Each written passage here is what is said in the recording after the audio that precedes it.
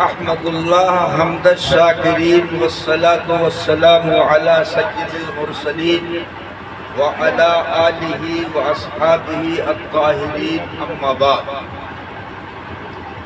فقد قال اللہ تبارک و تعالی فی القرآن المجید والفرقان الحمید انا نحن نزلنا الذکر وانا له لحافظون وقال النبی صلی اللہ علیہ وسلم من حفظ القرآن الکریم فقد ادرج بالنبوۃ بین کتفیہ غیر انہ لا یوحی الیہ او کما قال رسول اللہ صلی اللہ علیہ وسلم۔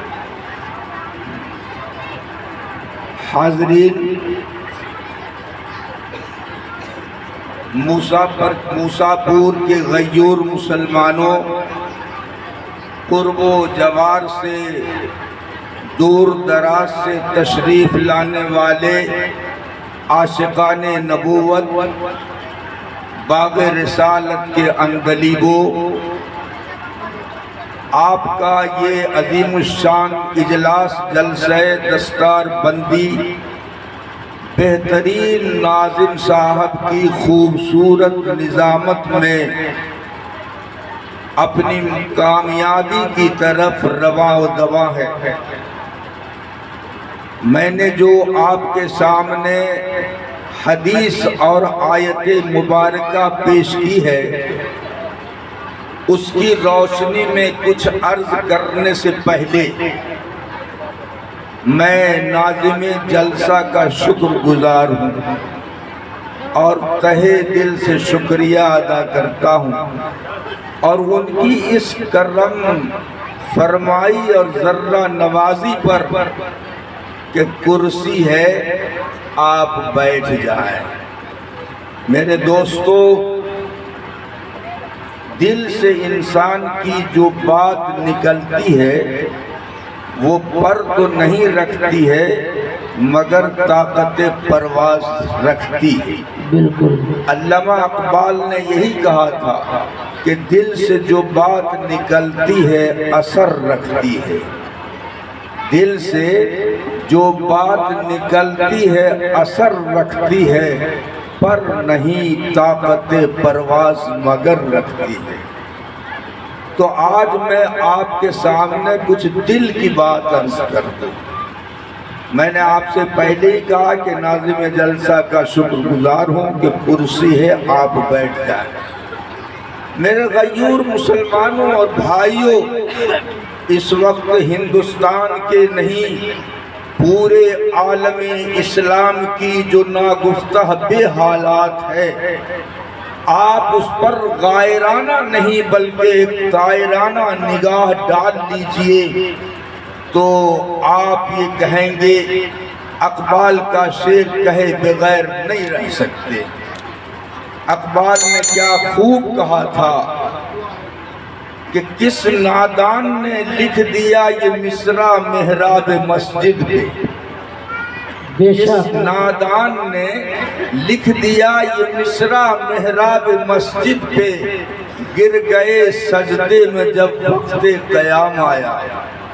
اے مسلمانوں، اے کلمہ گو بھائیوں، ایمانی بھائیوں، آج دنیا کی حالات دیکھ کر بیٹھنے کا وقت نہیں ہے، لیکن مسلمانوں کا حال تو یہ ہو گیا ہے کہ جب اسے کھڑا رہنا چاہیے، قیام کرنا چاہیے تو وہ رکوع اور سجدے میں چلا جاتا ہے۔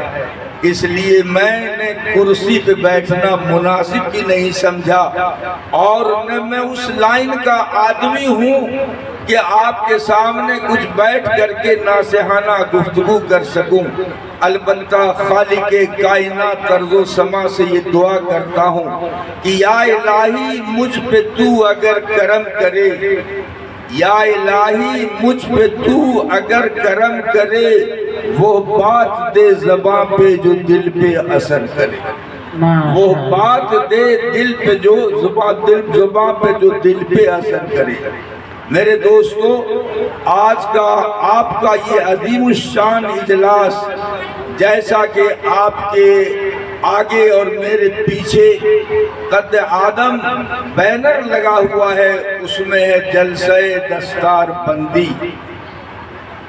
میرا جی بھی چاہتا اور مناسب بھی یہی معلوم ہوتا ہے کہ جلسے کی مناسبت سے اسی جلسہ دستار بندی پہ کچھ عرض کروں۔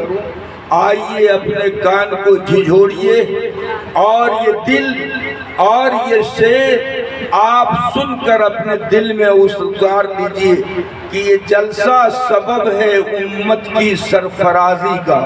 بے شک یہ جلسہ سبب ہے امت کی سرفرازی کا، یہ پرکشش منظر ہے حفاظ کی دستار بندی کا۔ ماشاءاللہ۔ میرے دوستو، میں نے قرآن کریم کی ایک آیت اور فراوین مقدسہ حضور اکرم نبی آخر الزمان صلی اللہ علیہ وسلم کی ایک حدیث پیش کی ہے۔ بس اسی دونوں چیزوں کے سامنے تھوڑی دیر آپ کی سمع خراشی کروں گا اور اپنی جگہ لے لوں گا۔ آئیے میں سب سے پہلے آپ سے یہ عرض کروں کہ یہ جلسہ دستار بندی کا ہے، حفاظ کی دستار بندی کا۔ یہ تینوں حضرات اللہ رب العزت نے اس مفلوق الحال قوم کے نونہال بچوں کے دل میں نور الہی کو اتار دیا ہے، اور یقین جانیے کہ نور الہی کا اس ظلمت کدے میں جو مٹی کا بنا ہوا ظلمت کدہ ہے، اس میں نور کا آ جانا ایک بڑی سعادت ہے اور ایک بڑی فضل کی بات ہے۔ میرے دوستو، کیا انہوں نے تاریخ کے اوراق کو اپنے دل میں محفوظ کر لیا؟ کیا انہوں نے قوانین اور اصول اور ضوابط کو اپنے دل میں محفوظ کر لیا؟ کیا انہوں نے ہندوستان کے بنے ہوئے اصول آئین ہند کو اپنے دل میں محفوظ کر لیا؟ نہیں نہیں نہیں، بلکہ یہ اس خالق کلام کا، اس خالق کا کلام ہے جو اللہ رب العزت کے دل سے نکلا ہے۔ آقا مدنی جناب محمد الرسول اللہ صلی اللہ علیہ وسلم نے ارشاد فرمایا، تبرک بالقرآن الکریم، تبرک بالقرآن الکریم فإنہ کلام اللہ قد خرج منہ۔ اے لوگو، تم اللہ رب العزت کے کلام سے برکت حاصل کرو، کیونکہ وہ اللہ کی ذات سے نکلا ہے، اور جس طرح اللہ کی ذات سب سے بڑی ہے تو اس کا کلام بھی سب سے بڑا ہوگا۔ حضرت سعید بن خدری رضی اللہ تعالیٰ عنہ کی روایت ہے، اس کا آخری حصہ ہے فضل کلام اللہ علی سائر الکلام کفضل اللہ علی خلقہ، کہ اللہ رب العزت کے کلام کو اسی طرح برکت اور اسی طرح فضیلت اور عظمت حاصل ہے جس طرح اللہ رب العزت کو تمام مخلوقات کے اوپر عزت اور عظمت حاصل ہے، اسی طرح اللہ کے کلام کو بھی حاصل ہے۔ میرے دوستو، یہ قرآن کریم جس زمانے میں نازل ہوا، آئیے تھوڑا اس کا پس منظر دیکھ لیجئے کہ مکہ کی وہ سنگلاخ سرزمین ہے، مکہ کی وہ سنگلاخ سرزمین پتھریلی زمین ہے جہاں لوگ ناخواندہ تھے، پڑھے لکھے نہ تھے، چند گنتی کے لوگ تھے۔ مدینے میں بھی چند گنتی کے لوگ تھے، تو کیا اس وقت کے واقعات، اس وقت کے حادثات کو یاد کرنا انسانوں کے حافظے پر موقوف تھا؟ انسان اپنی یادداشت سے، اللہ کے رسول خود فرماتے ہیں لا نکتب ولا نحتب، نہ میں لکھنا جانتا، نہ پڑھنا جانتا، نہ حساب و کتاب کرنا جانتا۔ حضرت جبرائیل علیہ السلام کے توسط سے آقا مدنی کے قلب اطہر پر اس قرآن کو نازل کیا جاتا ہے۔ اللہ کے رسول صلی اللہ علیہ وسلم کے سامنے جب وحی آتی تو جلدی جلدی آپ اسے دہرانا چاہتے تھے۔ اللہ نے فرمایا کہ جلدی مت کرو، اس کا یاد کرا دینا اور اس کو تمہارے دل میں جما دینا، یہ میرا کام ہے، اپنی زبان کو حرکت نہ دو۔ تو میرے دوستو، اس زمانے میں نہ کتاب تھی نہ اور صحیفے تھی، یہ اللہ کا کلام جو اللہ رب العزت نے حضرت جبرائیل علیہ السلام کے توسط سے آقا مدنی کے قلب اطہر پر اتارا تھا، یہ وہ کلام تھا۔ چنانچہ آپ دیکھیں گے کہ یہ وہ مقدس کلام ہے جس کی حفاظت اور صیانت کی ذمہ داری خود اللہ رب العزت نے دی۔ سبھی حضرات جانتے ہیں کہ آسمانی کتابوں میں توریت ہے، انجیل ہے، زبور ہے، صحف ابراہیم ہے، دیگر صحفیں ہیں۔ یہ ساری کی ساری کتاب ہیں، آپ یاد کر لیجیے، ساری کتاب ہے، کلام نہیں ہے۔ قرآن کتاب نہیں، اللہ کا کلام ہے۔ اللہ رب العزت نے اور دوسری کتابوں کی صیانت، دیانت اور حفاظت کی ذمہ داری اپنے ذمہ نہیں لی۔ توریت اور انجیل میں موجود ہے بِمَسْتَحْفِظُوا مِنْ کتاب اللہ، اے لوگو تم اپنی کتاب کی حفاظت کرو، لیکن اللہ رب العزت نے قرآن کی حفاظت آقا مدنی پر نہیں رکھی، امت محمدیہ پر نہیں رکھی، بلکہ اس کی حفاظت خود لی اور فرمایا اِنَّا نَحْنُ نَزَّلْنَا الذِّكْرَ وَإِنَّا لَهُ لَحَافِظُونَ، کہ ہم نے اس قرآن کو اتارا ہے اور اس کی ذمہ داری ہم خود لیں گے، اس کی حفاظت کی، نہ اس میں تحریف ہوگی، نہ اس میں تبدیل ہوگی اور نہ اس میں کوئی الٹ پھیر ہوگی۔ میرے دوستو، علامہ نے اس آیت کریمہ کی تفسیر میں لکھا ہے کہ ایک مرتبہ خلیفہ ہارون رشید کے نور نظر لخت جگر مامون کے یہاں ایک علمی مجلس منعقد تھی۔ اس علمی مجلس میں عیسائی بھی تھے، اس علمی مجلس میں شریک یہودی بھی تھے، اس علمی مجلس میں شریک پارسی بھی تھے، سارے لوگ تھے۔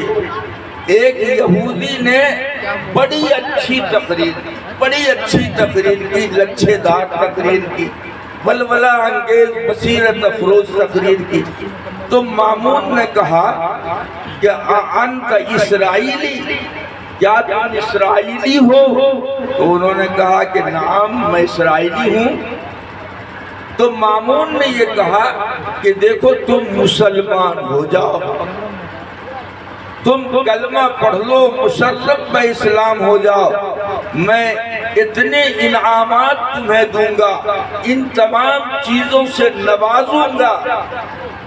تو انہوں نے کہا کہ نہیں، میرے آبا و اجداد کا جو دین ہے میں اس دین کو کیسے چھوڑ دوں؟ یہ کہہ کر کے مجلس پر خاص ہوئی، وہ چلا گیا۔ میرے دوستو، پھر ایک سال کے بعد جب علمی مجلس منعقد ہوتی ہے تو پھر وہی یہودی اس مجلس میں حاضر ہوتا ہے، رونق افروز ہوتا ہے۔ اس وقت انہوں نے بڑے اچھے انداز سے مامون نے کیا تم وہی آدمی ہو جو ایک سال پہلے تم میری مجلس میں شریک ہوئے تھے؟ کہا کہ ہاں میں وہی آدمی ہوں۔ اس وقت انہوں نے ایک فقہ کے اوپر بڑی اچھی تقریر کی، بڑی دلکش تقریر کی۔ تو انہوں نے کہا کہ کیا تم مسلمان ہو گئے ہو؟ کہا جی میں مسلمان ہو گیا ہوں، آج آپ کے دربار میں مسلمان ہو کر آیا ہوں، میں مسلمان ہو کر آیا ہوں۔ کہا کس داعیہ نے تمہیں مسلمان بنا دیا، کس چیز نے مسلمان بنا دیا؟ جواب سنیے میرے غیور مسلمانوں، موسیٰ پر سرزمین کے باشندوں، ذرا سنو اور اسے اپنے دل میں محفوظ رکھو۔ وہ یہودی کہتا ہے کہ میں نے جب آپ کی مجلس سے میں گیا تو میں نے توریت بھی منگایا، انجیل بھی منگائی، زبور بھی منگایا، اور 3 طرح سے میں نے اس کو لکھا، تحریف کر کے، تبدیل کر کے۔ میں نے اس کو بک پر بھیجا، میں نے کتب خانے میں بھیجا تو وہ ساری کتابیں بک گئی، کسی نے اس پر نکیر نہیں کیا۔ چنانچہ میں نے قرآن کو بھی منگایا، پھر قرآن کو بھی میں نے اسی تحریف کے ساتھ لکھ کر کے کتب خانے میں اور بازار میں بھیجا، تو کتب خانوں والوں نے اور لوگوں نے اس کو مسترد کر دیا کہ زیر کی تحریف ہے، زبر کی تحریف ہے، کہیں مضمون کی تحریف ہے۔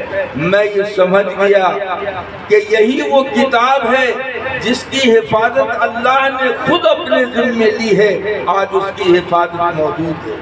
میرے دوستو، پہلے عرب میں، مکے میں سارا دار و مدار عقل کے اوپر ہوتا تھا، حافظے کے اوپر ہوتا تھا۔ چنانچہ علماء نے لکھا ہے کہ کانت عقولہم، کہ ان کی عقلیں اور ان کا دل حقیقت میں حافظہ، اشعار اور دیوان کا محافظ ہوتا تھا، یہ ان کی عقل تھی۔ لیکن قرآن کریم کو جو اللہ رب العزت نے اتارا اور نازل کیا تو اس کی حفاظت ذمہ داری خود لی۔ چنانچہ یحییٰ ابن اقسم فرماتے ہیں کہ میں حج میں گیا، سفیان ابن عیینہ سے ملاقات ہوئی تو میں نے کہا، اس واقعے کا ذکر کیا ان سے، تو انہوں نے کہا کہ دیکھو، توریت میں تحریف ہو سکتی ہے، انجیل میں تحریف ہو سکتی ہے، زبور میں تبدیلی ہو سکتی ہے، لیکن قرآن میں زیر زبر پیش تک کی بھی تبدیلی نہیں ہوگی۔ یہ تو انجیل میں موجود ہے، بِمَسْتَحْفِظُوا مِنْ کتاب اللہ، کہ تم اللہ کی کتاب کی حفاظت کرو، لوگوں کی ذمہ داری۔ ظاہر ہے کہ جس کو اللہ رکھے اسے کون چھوڑے؟ ارے اللہ جس کی ضمانت، جس کی حفاظت کا ذمہ لے لے، اس میں کوئی تحریف کر سکتا ہے؟ تحریف نہیں کر سکتا۔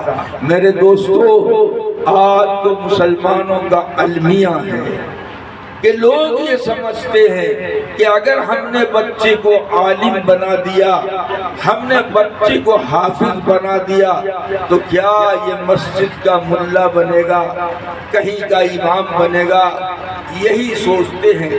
لیکن دوستو، یہ تصور ہمارے لیے کتنا گھٹیا اور کتنا نقصان دہ ہے۔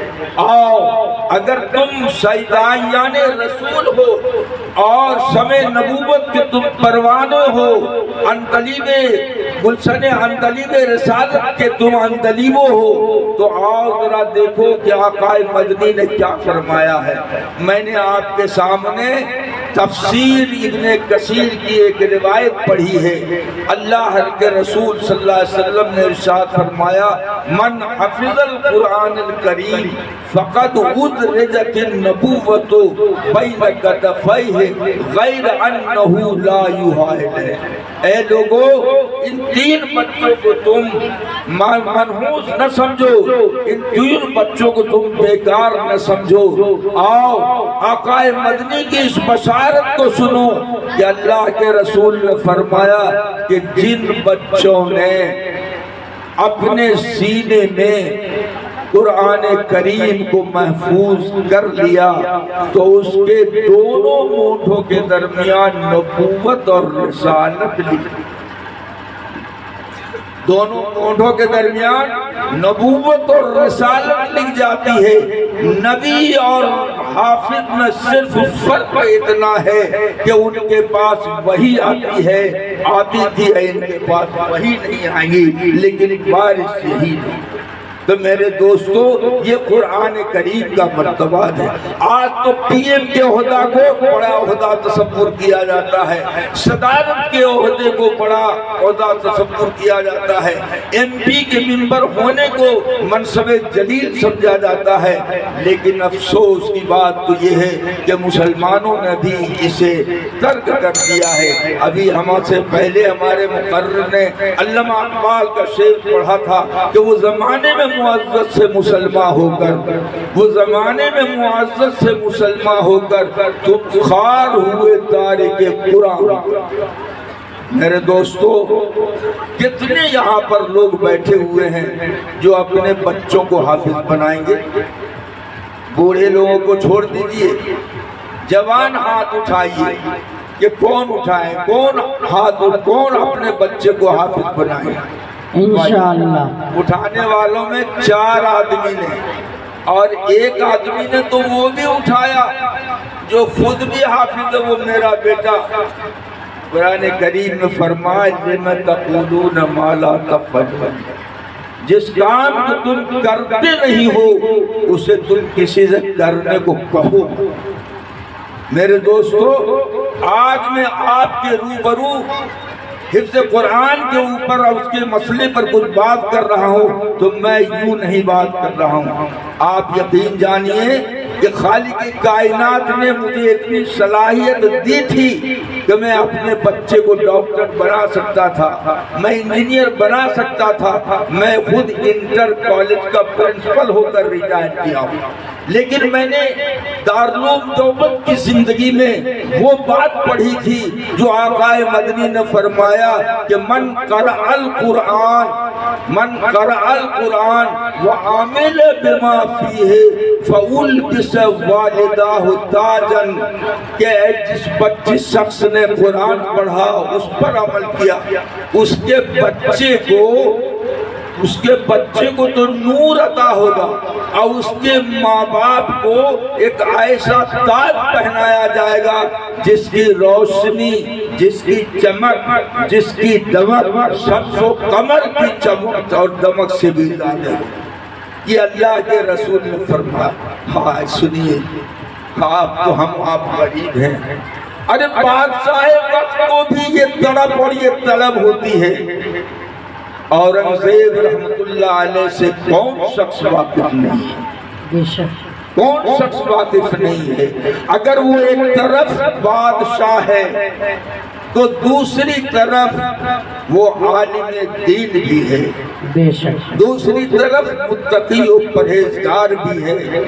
آپ یقین جانیے کہ جس وقت موتی مسجد کی تعمیر ہو رہی تھی، لاہور میں بے شمار علماء، بے شمار افراد مسلمان رونق افروز تھے۔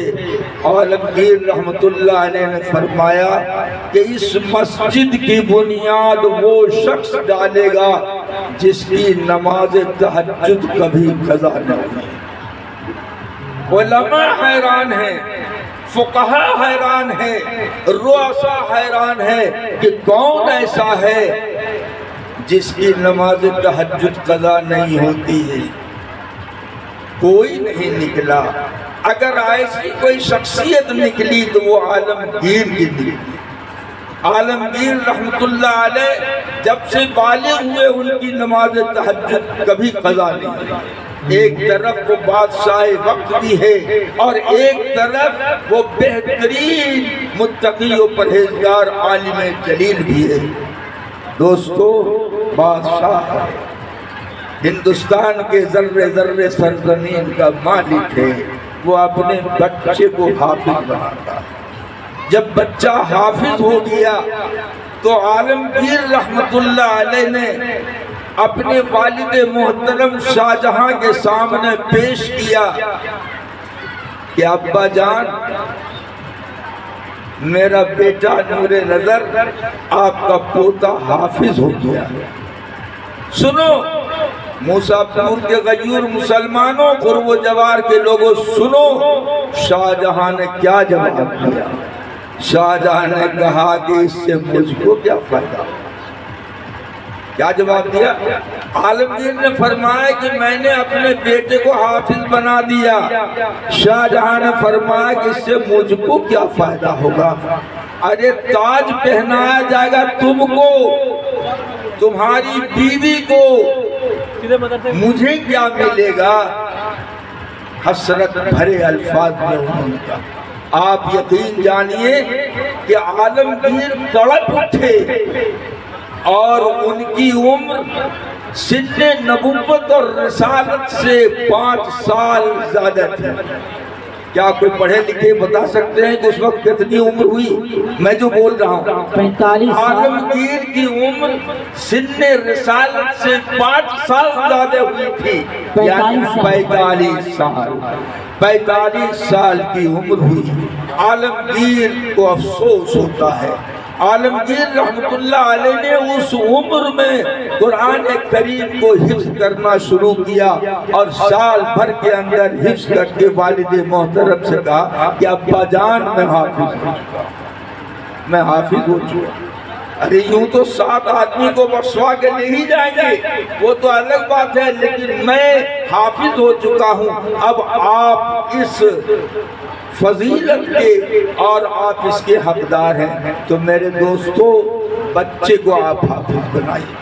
لیکن میں تقریر میں کہیں جلسے میں جاتا ہوں تو ہمارے علماء کرام خطبہ اعظام ہاتھ اٹھاتے، اٹھا ہاتھ اٹھاؤ، کیا کرو گے کیا کرو گے؟